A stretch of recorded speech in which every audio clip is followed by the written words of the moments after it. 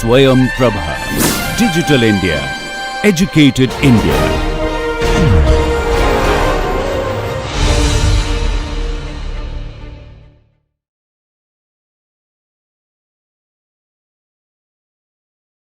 Let us start with this session on advances in optimization.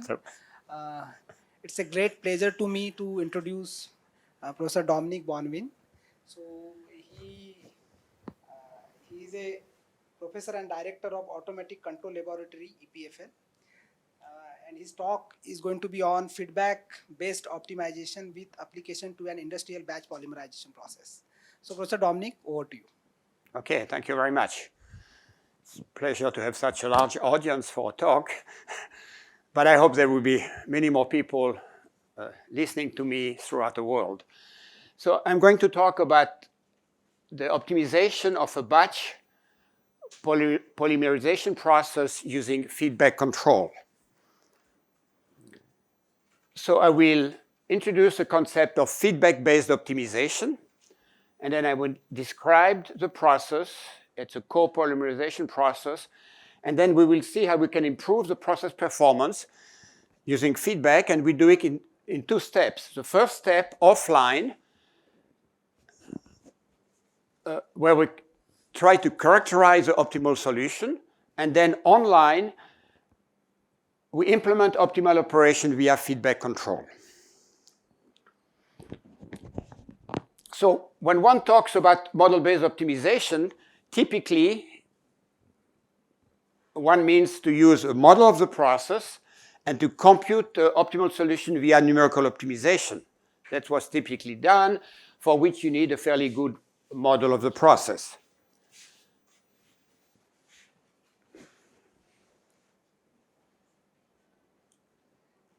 Yeah, okay, too much. So basically it goes this way. You have the modeling stage, you have a process of the model, you use tools from numerical optimization, and you compute the optimal solution, optimal inputs, optimal output. That's done offline. They have tremendous tools to do that.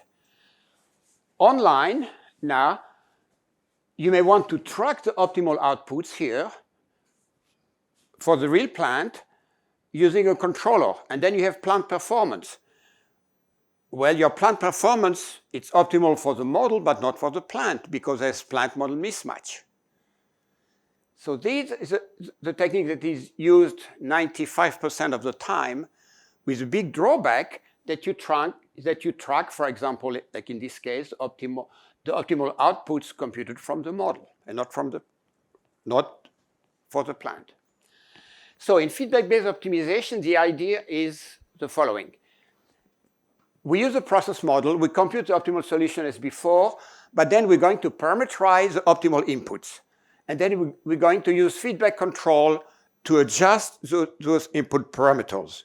So in concrete terms, it's the same thing. You have process of the model, numerical optimization, we compute optimal inputs, and then these inputs, we will parameterize them. I will show you how to do it. So we will simplify, parameterize the optimal inputs, and then we will design a controller to track the necessary condition of optimality by adjusting those input parameters. So this is what we do offline, and online, with the real process. Now we have the necessary condition of optimality. These are the same for the plant or for the model. That means make a certain constraint active, force a certain sensitivity to 0. So we track the necessary condition of optimality for the plant using a controller, and we have plant performance, meaning we can reach plant optimality. Okay, let's look at our polymerization process. It's an inverse emulsion copolymerization of acrylamide. The copolymer is used as flocculant for wastewater treatment. We did that work with a company in Geneva called Aquatech that specializes in flocculant for wastewater treatment. The monomer is toxic. The copolymer is edible. We're talking about drinking water. We want nearly full conversion. We don't want any of the monomers in a product. there are two phases, an organic phase, an aqueous phase. A lot of steps in those phases, including transfer between phases. So that's a fairly complex process. I won't describe it here. I don't have the time to describe it here. That's very well described in this publication. So if we look at the polymerization process, in industry, that company Aquatech has batch reactors of different size, 1, 3, or 8 tons. So they can be fairly large reactors. The work we did is on a 1-ton batch reactor. It's a batch reactor with a cooling jacket. It's a jacket inlet temperature, jacket outlet temperature, and that's a reactor temperature in the reactor. The head initiator, whose efficiency can vary quite a bit. That's the main problem in this process. Also, they have different recipes, different initial condition. They use chain transfer agent. They use cross-linking, branching agents. All that to say that it's very difficult to model, and there's a lot of uncertainty. Despite all that, we would like to implement optimal, or I said near optimal, because we aim to make some approximation. We want to implement near optimal operation for various recipes. Now let's look at what they did before we entered the game. So these are results from industrial practice. You see the temperature as function of time. You have the reactor temperature in red, the set point in black, and that's the jacket temperature. And you see here the jacket temperature reaches its minimum value. Here there is a lot of heat generation, the risk of runaway, so that's a very exothermic reaction. The scale here, time 1, that's normalized, temperature normalized, but I can tell you that 1 here corresponds to about 3 shifts. And they would like to reduce the time to be able to produce that polymer in 2 shifts. 3 shifts, I mean the 1 here corresponds to about 17 hours. And then here you have conversion as function of time, same time, dimensionless. Typically, they don't measure conversion only at the end, but here, for the purpose of modeling, we asked them to take samples. You see the samples they took here, and analyze offline to get conversion as function of time. They did that only once, so that we could build a simple model that's a model prediction of conversion. It's fair, it's not very good, but that's a fair model we have. Now, let's move to feedback-based optimization. Step 1, I said, we need to characterize the optimal solution offline. How do we do that? We formulate an optimization problem using an adequate model. So what is an adequate model? It's not an accurate model. If you have an accurate model, take it. It's going to be accurate. It's going to be adequate. But no, here I need an adequate model. For me, an adequate model, for us in optimization, it means that such a model provides the correct set and sequence of active constraints. It doesn't need to predict the conversions exactly or the temperatures exactly. It has to give the right set and sequence of active constraints when you try to optimize the process. We'll see that later in the application. Once I had this, I solved the optimization problem. I determined the active necessary condition of optimality, and then I will parameterize the optimal inputs that I've obtained here in terms of the NCO. That's a strategy of feedback-based optimization. It's described in this publication here. You see, we even have some Indian names. By the way, this is not Babji Srinivasan. This is Bala Srinivasan. Okay, let's formulate the optimization problem. So here's the reactor that I described earlier, the batch reactor.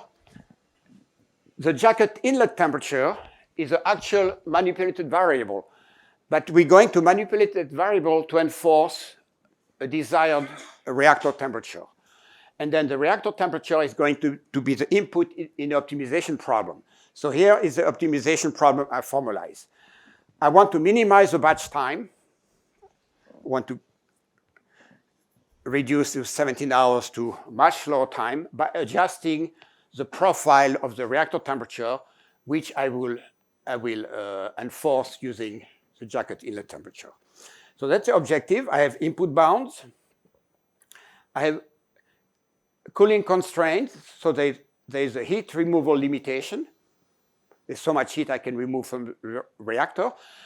And very important, there are quality constraints. At the end of the batch, the average molecular weight should be larger than the desired value. And then, like I mentioned earlier, at final time, the conversion has to be almost complete. By the way, reaching full conversion will determine the final time of the batch. I will run the batch until I have full conversion, okay? Now, with a simple model we developed, it was only a fourth order model for that complex process. We ran an optimization. Make a long story short here, we optimize using 5 piecewise constant intervals of fixed relative duration. So what you see here is the reactor temperature as function of time, current practice, isothermal. And then if you do optimization using 5 piecewise constant intervals, you obtain here the curve in magenta, which says, now I'm going to characterize the optimal solution. That's optimal solution for the model. I'm going to characterize it. What do we see here? We see interval 1, which respect the cooling constraints. It doesn't let increase the temperature because of the heat removal limitation. Interval 2 to 4, we can increase the temperature to reduce the batch time while still meeting quality constraint. So there's a trade-off right there. And interval 5 here says, at the end, once you have reached full conversion, then you're upper bound on TR. You cannot go any further. And then what's interesting, when you look at this solution, we see that 2 of the terminal constraints are actually active. Full conversion, and then to be optimal, to minimum time, you want the final temperature, the final reactor temperature to be equal to the maximum reactor temperature that is allowed. You want to go as high in temperature as you're allowed to. Okay. So the take-home message from this slide here, which is key to feedback-based optimization, is the fact that the optimal solution for the reactor, not for the model, for the reactor, will consist of 2 arcs. The first arc, arc 1, interval 1, which is constraint seeking, and arc 2, which is compromise seeking, compromise between reducing the batch time and meeting quality constraints. And we have 2 active constraints at the end. So that's all what I did so far, is to get this information. With this information now, I can build my solution. My working solution here, after talking to the operators and engineers at Aquatech, we decided to go with a semi-adiabatic profile. So we start isothermally until a certain time, T-switch, which is unknown, at which time we just stop the cooling, we run the reactor adiabatically, and we go up to the final temperature equal to the maximal temperature. That would be optimal. We have the 2 arcs that I described before. The final time is given by reaching full conversion. The only unknown in this process now that I have parameterized, that's my input, the reactor temperature. The only unknown here is my switching time. Because I'm going to start at this temperature. This temperature is given by the operators. Initially, they have some initiators. They know exactly at what temperature they want to operate. They won't let anyone vary the temperature at all. But what they don't know is how long they need to stay at that temperature. So far, they go all the way until the final time isothermal. And optimization tells them, no. At some point, unknown, you can increase the temperature, and we're going to do it via adiabatic behavior. So step 2 now is to implement a control, a feedback control, to enforce active constraint. The active terminal constraint is the constraint on the final temperature. And we can do it in two different ways. We have done it experimentally. That's what I'm going to present right now, on a run-to-run basis. And I'll describe it to you in a second. And we have done another one on the same process in simulation online, which works very well, which I won't describe today. But I'll be happy to talk to any of you who is interested about that second approach right here. So let's focus on a run-to-run optimization of the batch reactor. So if we use a semi-adiabatic profile, I've made some approximation here, but which is a good approximation, optimality implies meeting these two terminal constraints. And I have 2 degrees of freedom, the final time and the switching time. The final time is used to meet this constraint, and the switching time will be used to meet these terminal constraints. So how do I proceed? That's my reactor with a lot of uncertainty. I need to generate this guy right here. It's just a block to compute, you'll see, to compute this value right here. So I need to generate the reactor profile. How do I do it? I start at the isothermal value given by the operator. I stay isothermal all the way to the predefined value of the switching time. Once I reach the switching time, I turn off the cooling.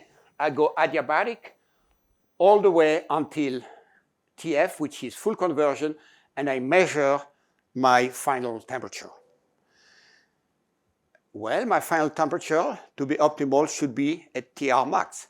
So what I do on a run-to-run basis, I'm going to compute the error between my desired final value and my measured final value at the given batch. And based on that error, I compute a new value of the switching time for the next batch. It's a batch-to-batch operation. And if I do that, see how it works. Those are industrial results. You see the time 1 here, isothermal, that was current practice. So after batch one, we used a conservative value of T switch, which was somewhere around here. So we ran isothermally. The process is thermally, I don't want to say unstable, but it's moved a bit, you see, right here. And then we go adiabatic, and we reach this value right here. This value is lower than this, which means we can reduce the switching time. The second batch, we go there. The third batch, we'll go right there. The operators were then saw that they wanted to reduce even further. I said, stop. We need a safety margin here, okay? Then it's not on these results, but the company used the same technique on the 3-ton reactor, on the 8-ton reactor. It works right away. Why? That's what we see here. Why it works so well in practice? It also works in practice because we look qualitatively at the necessary condition of optimality. We decide what is necessary for optimality. If you put your finger on the key element of optimality, it's a piece of cake. You don't need all the computation around. The computation has been done prior to determine what was optimality. And optimality in this case was having the final reactor temperature at the max, at TR max, the maximal allowed reactor temperature. Okay, that's why it works so well. Also, we have the possibility of parameterizing the input, and we use what we call a parsimonious parameterization. For example, if optimality is determined by active constraints, we will parameterize the input with a number of degrees of freedom equal to the number of active constraints. If we do so, we have a very simple square control problem. Don't make life difficult for yourself if you can do it simply. So feedback-based optimization implements near optimality by pushing the process to the active constraints using feedback control. There's no need of an accurate model. If the chemistry here is off by 50%, doesn't matter. The model is still adequate. The model only needs to be adequate That is to predict the correct set of active constraints. In our case, isothermal followed by a sensitivity seeking arc. Okay, and this completes my talk. Thank you.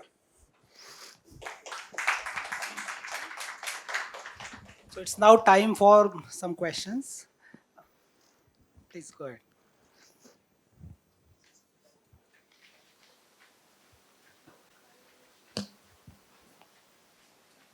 Thank you for a wonderful talk. So I had a quick question. So the last point when you said, the model only needs to be adequate, right? So is there? So I understand the algorithm. I know about it. But my question is there any theoretical studies that has been done saying, look, I pick up a model, and without heuristics, can I say that this model is adequate? No, I cannot prove that the model is adequate, but I can do the following. I have a model. All this is done offline. I have a model. I compute the optimal solution, and I see the number sequence of arcs. Okay. Now I can do a robustness analysis. I can modify my model. I can change my kinetics by 50%, by 200%, and recompute. So basically, when I go and work on the plant, I have tested all the possibilities. I'm sure that my model is going to cover whatever I have in my plant.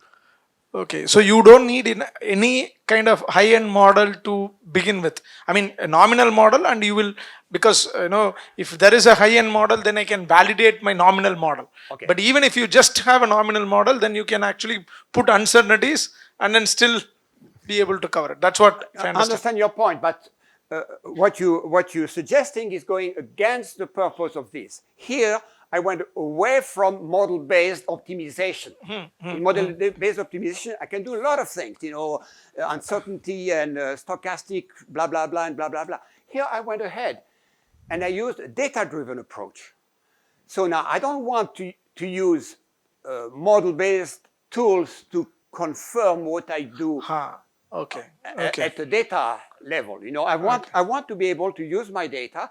But what I can do, like I said earlier, I can use all what I want before I make the steps and use the data. Understood. Yeah. Thank you.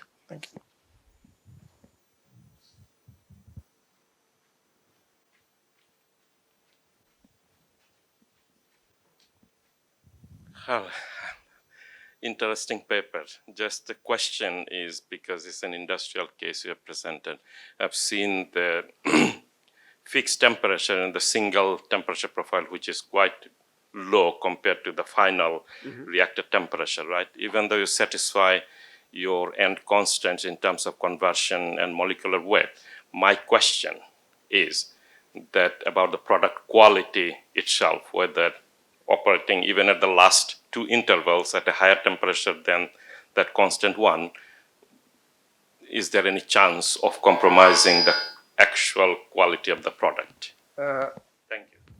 Yeah, that's a very good question. I don't want to take too much time, but if we come back, yeah. Okay.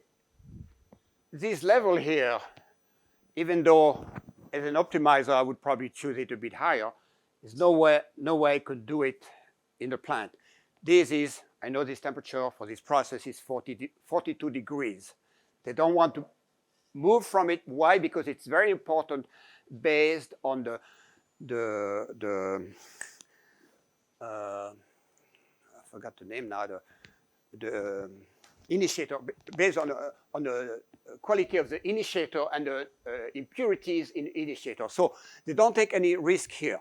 So here, that's a chemistry that's where you really build the quality of your product. It's here. This part here, why was it so long here before? Because of the conversion, because they needed full conversion. So, but then 17 hours to have full conversion. Here, you increase the temperature, but your basic polymer has been built already. Here, you only convert the remaining co-monomers, As long as I can sell my product at the right quality. Yeah. Then Yeah. thank you. Okay, you're welcome. One last question to Professor Bonvin. Is there anyone? I have one question. Yeah, please. So, how many differential equations you have used for both the phases? How many differential equations? So, one is the The reactor model we used for this was four differential equations, fourth order model. and Only which, four. And which polymer you have used? Which polymer? First, I was not the one to do the work, and secondly, it was done many years ago. Let me see.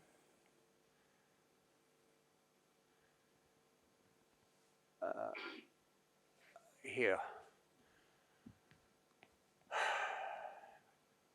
Acrylamide it is written. What monomers we use? I don't know. I mean, All right. I can find out, but I don't know offhand. So, if there is no question, let's thank Professor Dominic Bonvin for a really interesting talk. So let's move to the next speaker.